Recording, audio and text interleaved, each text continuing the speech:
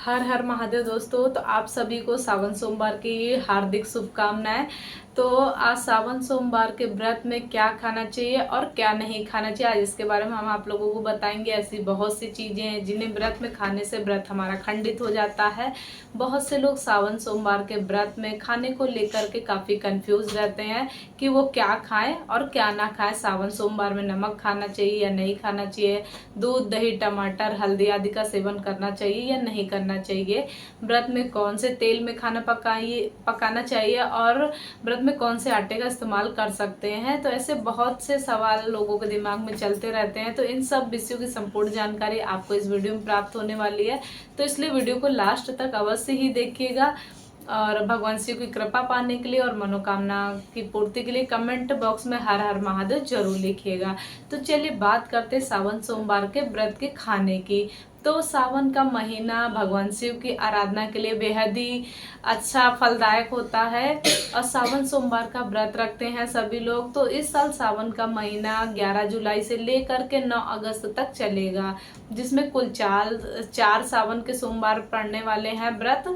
तो अगर आप सावन सोमवार का व्रत करते हैं तो आप रविवार की रात से ही आपको तामसिक चीजों का सेवन नहीं करना चाहिए, बंद कर देना चाहिए। और आपको प्याज लहसुन नहीं खाना चाहिए, उड़द की दाल मसूर की दाल बैगन वगैरह नहीं खाने चाहिए आप लोगों को। जो भी चीज तामसिक प्रवृत्ति को जन्म दे तो उनका एक दिन पहले से ही त्याग कर देना चाहिए हम लोगों को।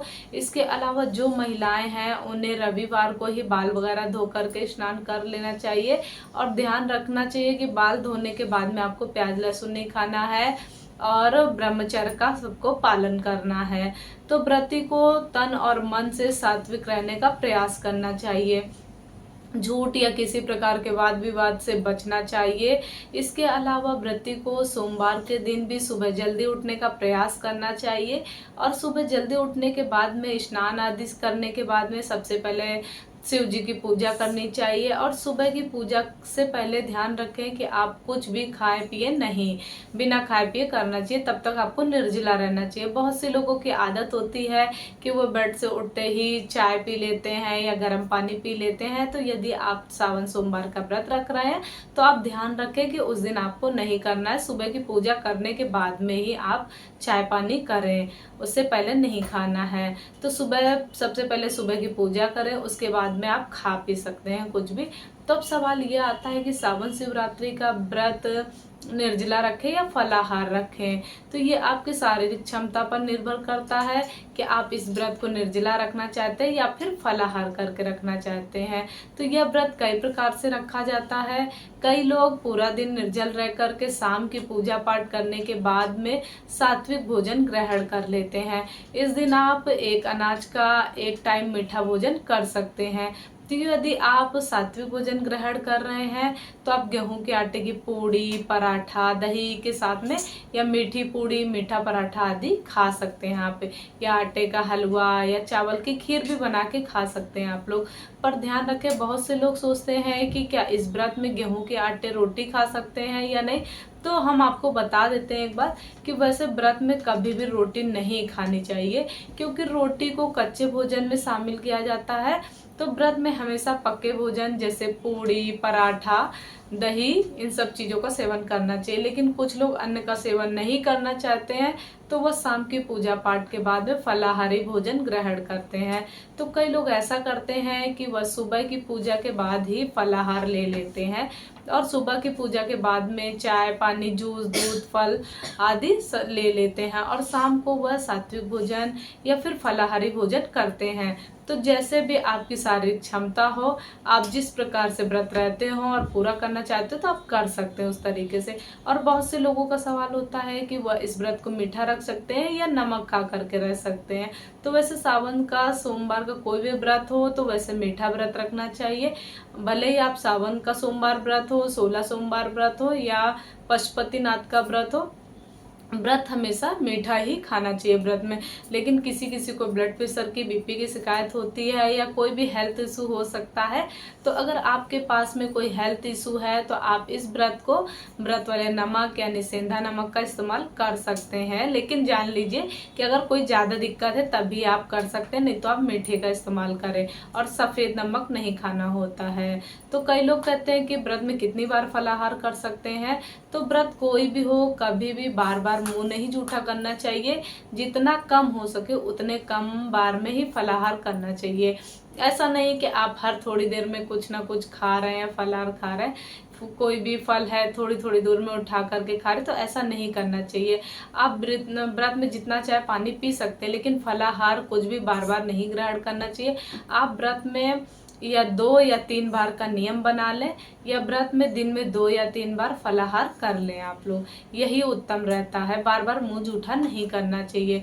तो चलिए अब जान लेते सावन सोमवार व्रत में क्या खाना चाहिए। सावन सोमवार व्रत में फलों की बात करें तो मौसमी फल जैसे केला, सेब, संतरा, पपीता, अनार, आम, तरबूज, खरबूजा आदि का सेवन किया जा सकता है। इस व्रत में आप ड्राई फ्रूट्स भी खा सकते हैं, काजू, बादाम, मखाने, अखरोट, गरी, छुआरा, जो भी खाना है आप सबका सेवन कर सकते हैं। और शिव जी की पूजा में खास तौर पे बेलपत्र भी चढ़ा करके खाना बेहद ही उत्तम माना जाता है। तो शिवलिंग पर चढ़ी हुई बेलपत्र खाना सोमवार के व्रत में अति उत्तम माना जाता है। इससे व्रती को कई गुना ऊंचा फल प्राप्त होता है, अधिक फल प्राप्त होता है। इसके अलावा दूध से बनी चीजें खाई जाती हैं।